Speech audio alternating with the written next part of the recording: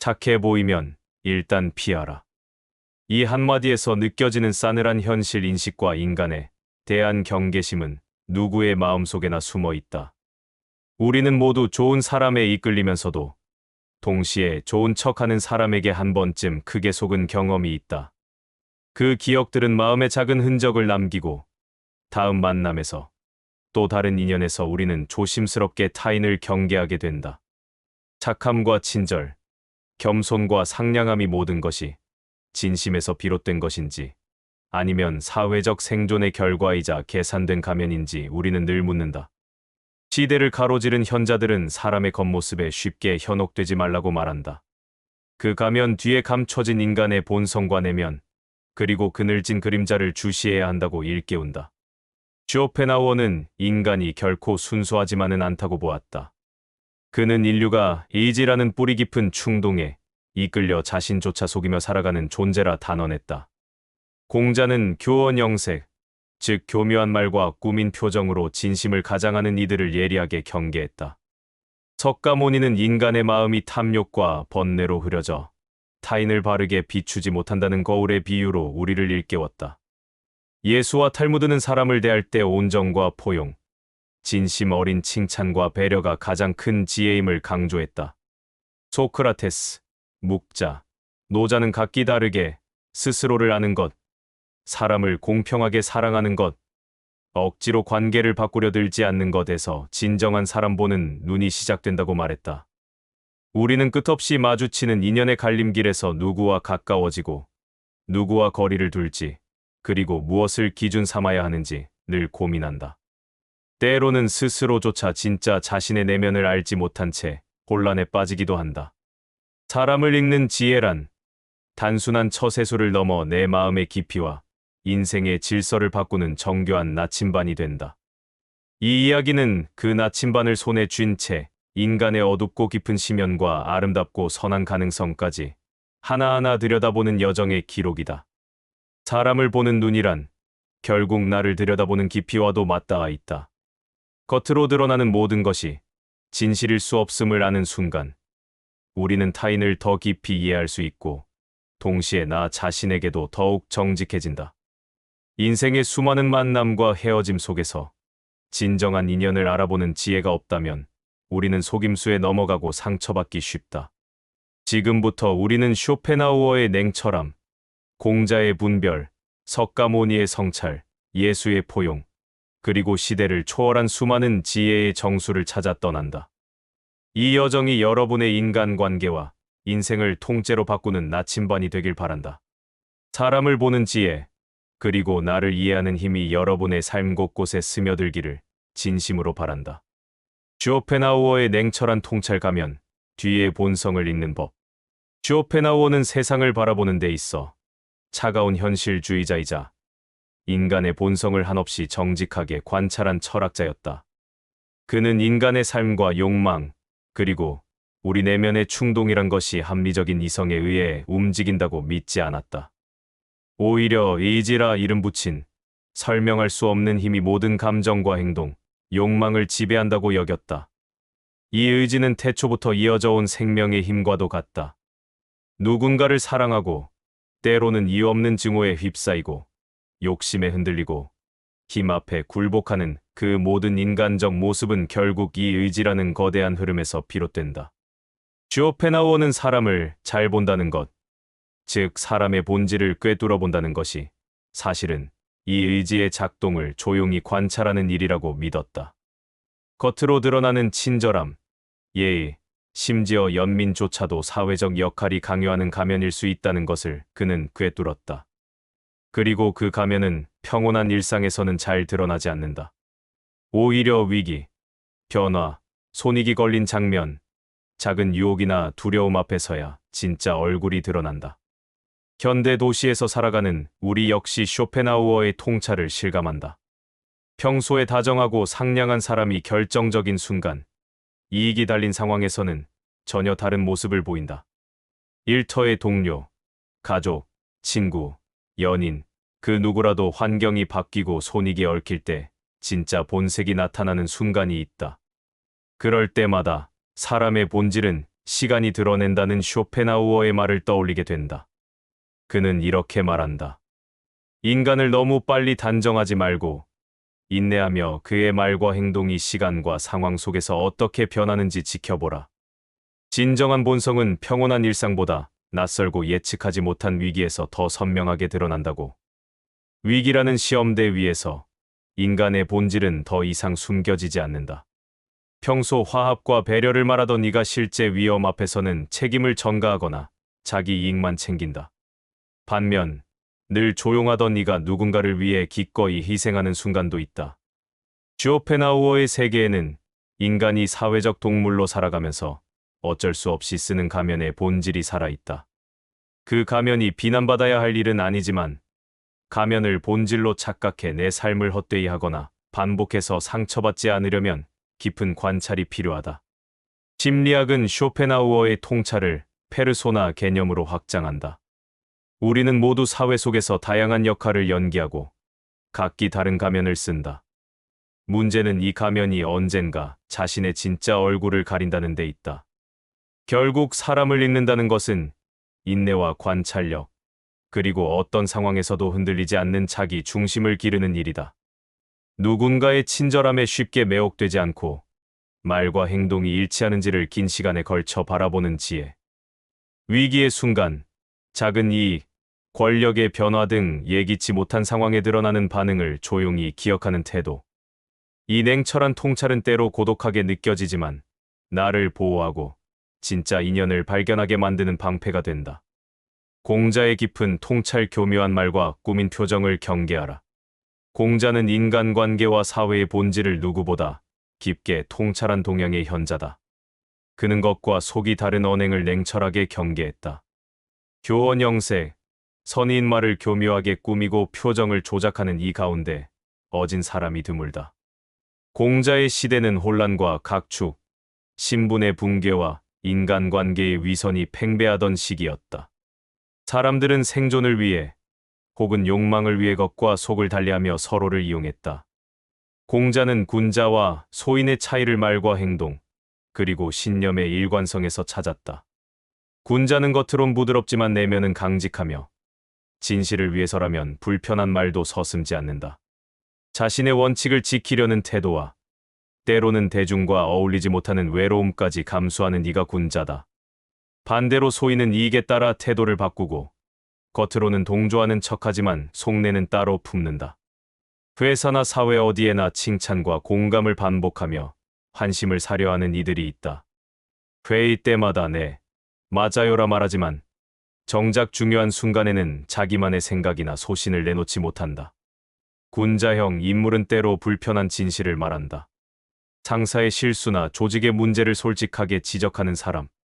순간 주위의 불쾌함을 감수하더라도 시간이 지나면 그 용기와 진심이 공동체를 더 건강하게 만든다. 공자는 이런 군자의 태도에 깊은 애정을 드러내면서도 쓴소리를 하는 이가 쉽게 환영받지 못하고 외로움을 겪는 현실 역시 슬프게 인정했다. 그래도 본질을 꿰뚫는 용기, 내면의 신념과 외부의 조화를 동시에 놓치지 않으려는 자세가 진짜 관계의 시작임을 그는 강조했다. 관계의 본질이란 결국 상대의 마음을 진짜로 들여다보는 것에 달려 있다. 진실을 나눌 수 없는 관계, 서로 가면만 바라보는 관계에서는 외로움과 불신, 그리고 표면적 평화만이 남는다.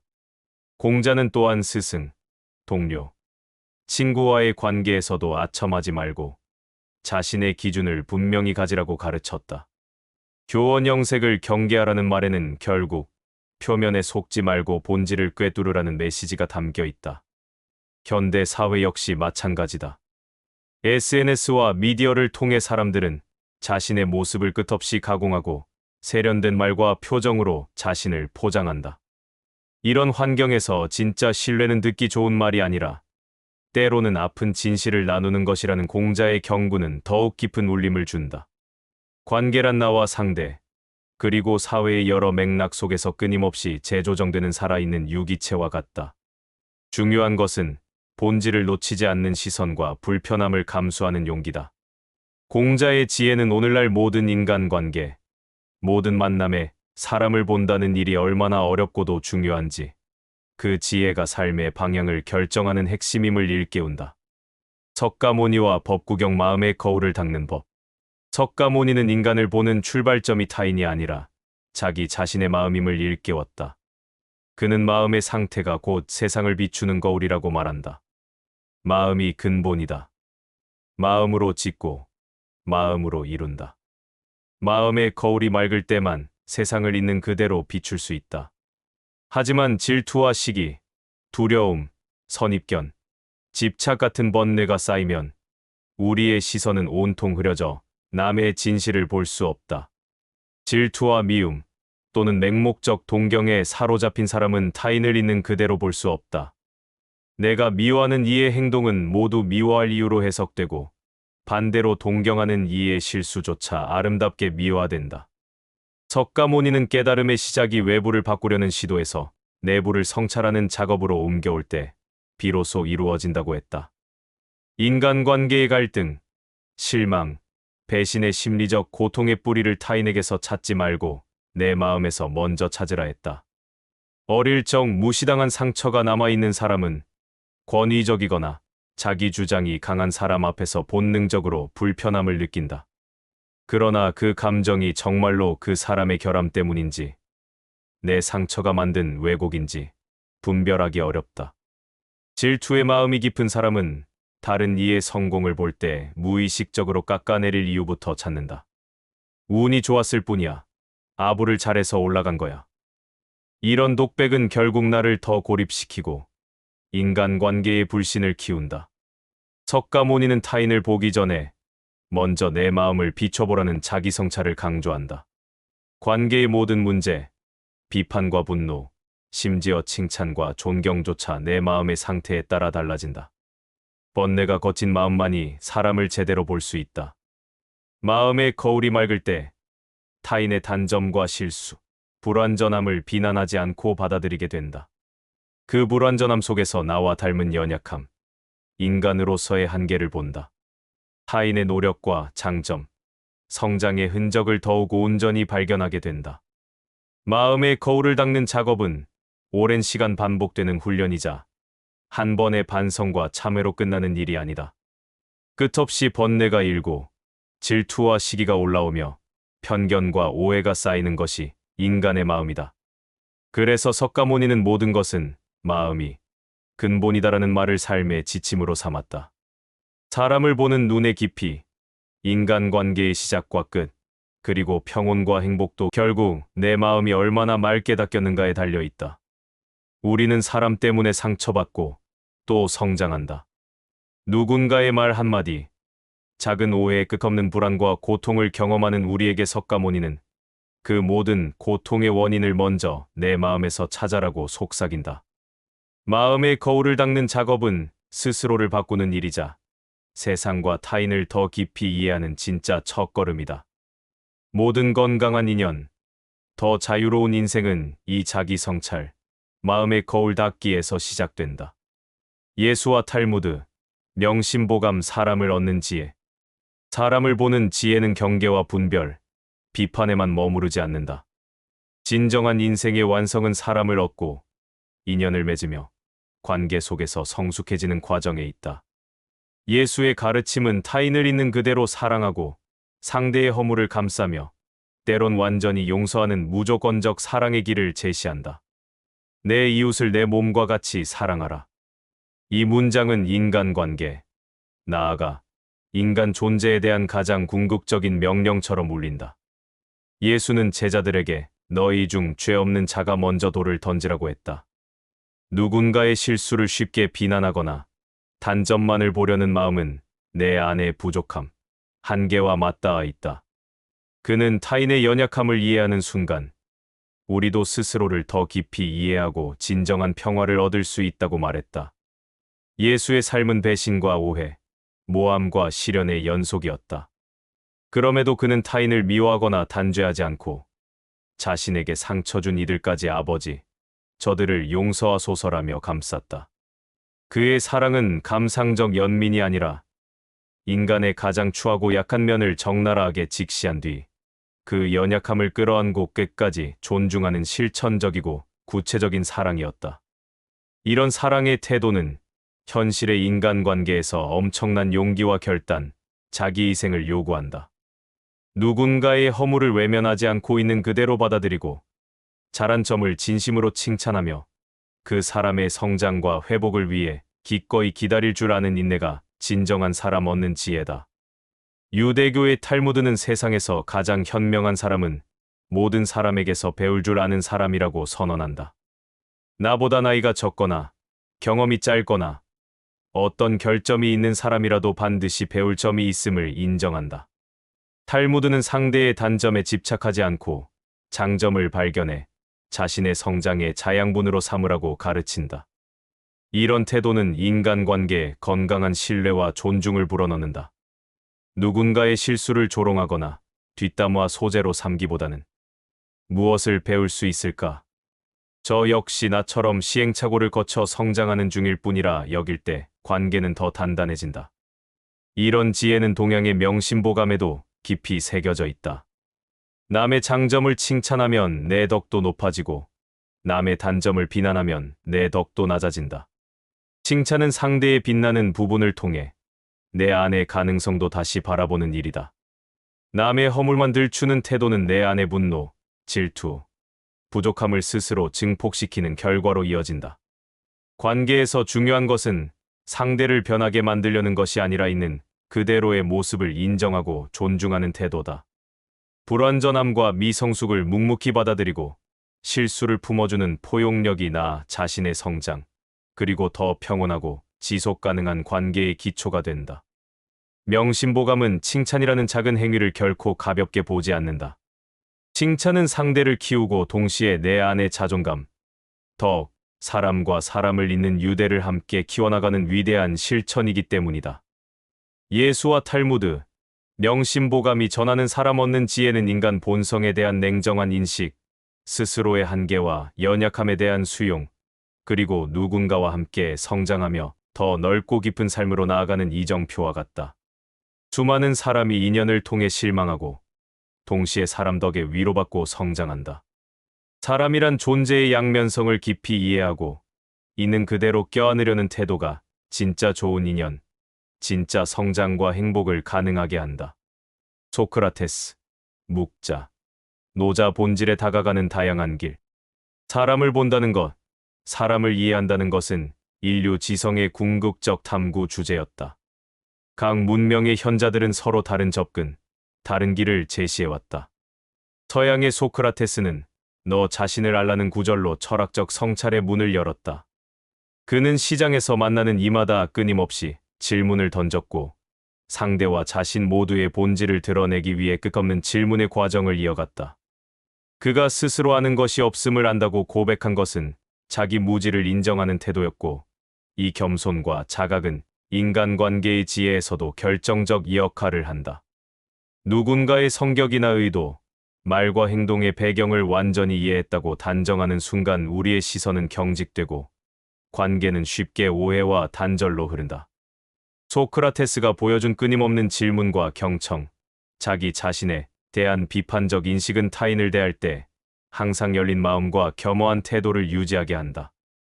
너 자신을 알라는 명령은 타인을 보는 일도 결국 내 내면의 동기와 감정, 기대와 두려움, 인간 본성의 움직임을 깊이 성찰하는 데서 시작된다는 메시지다. 동양의 묵자는 겸해 모든 일을 차별 없이 사랑하라는 파격적인 가르침을 남겼다. 묵자의 시대는 약탈과 전쟁, 탐욕의 사회였다. 그는 혈연, 신분, 이익에 따라 사람을 나누는 당시 현실을 비판적으로 바라보았다. 사람을 볼 때 이 사람이 내게 어떤 유익을 줄까, 어떤 해가 될까가 아니라 존재 자체를 공평하게 존중할 수 있는가를 기준 삼으라고 했다.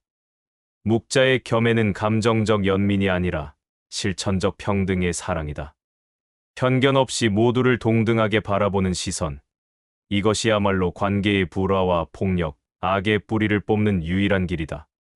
이 사상은 오늘날에도 인종, 성별, 계층, 국적, 가치관이 다른 이들이 뒤섞인 복잡한 사회에서 더욱 의미가 크다. 다름을 배척하지 않고 모든 만남에 동등한 존중과 관심을 기울이는 태도가 진정한 사람 보는 눈의 성숙이다. 노자는 전혀 다른 길을 걸었다. 그는 인간 사회의 얽힘과 집착, 관계를 통한 통제와 욕망에 대한 깊은 회의에서 도다어의 철학을 펼쳤다. 노자는 자연, 즉 스스로 그러함의 이치를 가장 소중하게 여겼다.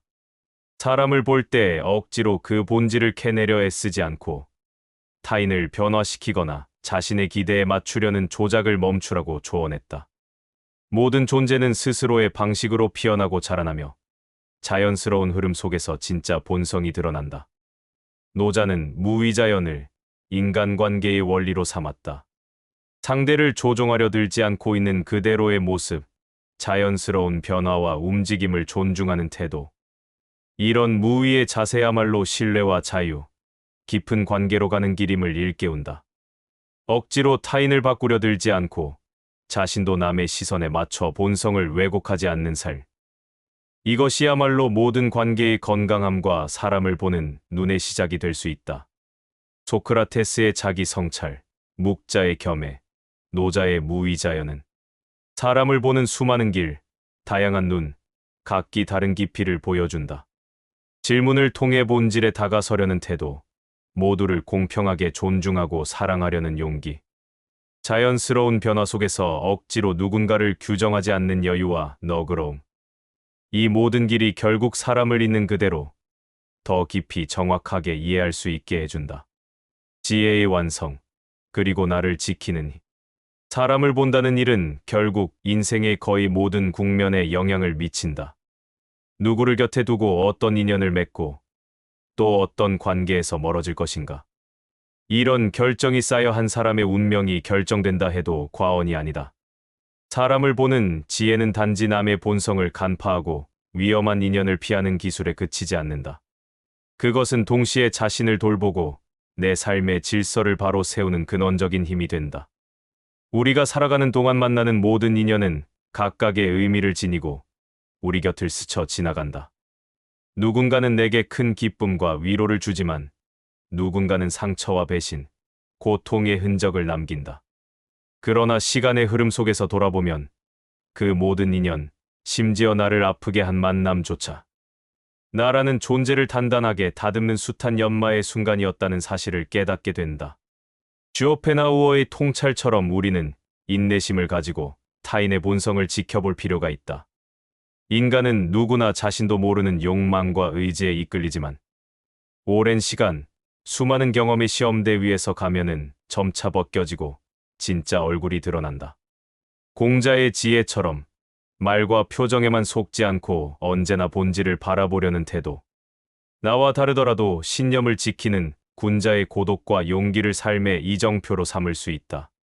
석가모니가 일깨운 마음의 거울을 닦는 작업 역시 결코 한 번에 완성되는 일이 아니다. 타인을 비난하거나 질투의 마음에 빠졌을 때 언제나 내 마음을 먼저 들여다보고 내면의 번뇌와 상처를 인정하는 용기. 이 자기 성찰이 곧 인간관계의 본질을 꿰뚫는 첫걸음이다. 예수의 사랑, 탈무드의 겸손, 명심보감의 칭찬과 존중의 정신은 관계의 완성, 사람을 얻는 지혜의 결정체다. 내가 먼저 좋은 사람이 되려고 애쓰고 상대의 연약함을 감싸주며 기꺼이 장점을 발견하고 칭찬하는 마음. 이것이야말로 가장 단단하고 아름다운 관계의 뿌리가 된다. 그리고 소크라테스, 묵자, 노자의 다양한 길은 나와 타인, 그리고 세상을 바라보는 더 넓고 유연한 시야를 선물한다. 질문하고 경청하며 누구도 차별하지 않고 억지로 조종하거나 바꾸려 들지 않는 자연스러움. 이 모든 태도가 사람을 제대로 보고 자신을 지키고 더 깊이 연결되는 힘이 된다. 결국 사람을 보는 지혜는 내 마음이 얼마나 깊고 넓어질 수 있는가에 대한 영원한 질문이다. 타인을 꿰뚫는 눈, 동시에 자기 자신을 성찰하는 거울, 그리고 세상과 연결되는 다리. 이 모두가 삶을 풍요롭고 평온하게 만드는 궁극의 힘이 된다. 이 오랜 여정 끝에 우리는 알게 된다. 진짜 사람 보는 눈은 경계와 분별, 성찰과 포용, 존중과 칭찬, 그리고 끊임없이 자신을 돌아보고 성장하려는 겸허한 마음이 한데 어우러진 복합적인 지혜라는 사실을, 사람을 제대로 보는 눈을 가진 이만희 나쁜 인연으로부터 자신을 지키고 진짜 좋은 인연을 알아볼 수 있다. 이 능력은 삶의 방패가 되어 불필요한 상처와 후회를 막고 한 번뿐인 인생을 더 깊고 단단하게 만들어준다. 동시에 좋은 사람을 발견하고 그와 깊은 신뢰와 사랑을 나눌 줄 아는 능력은 내 삶을 더욱 행복하게, 더욱 의미 있게 이끈다. 지금 이 순간에도 수많은 사람들이 인연의 숲에서 길을 찾는다. 그들에게 이 지혜가 작은 나침반이 되고 고독한 밤을 밝히는 등불이 되기를 진심으로 바란다. 사람을 보는 지혜는 곧 내 마음을 지키는 힘이자 인생의 가장 소중한 선물이다.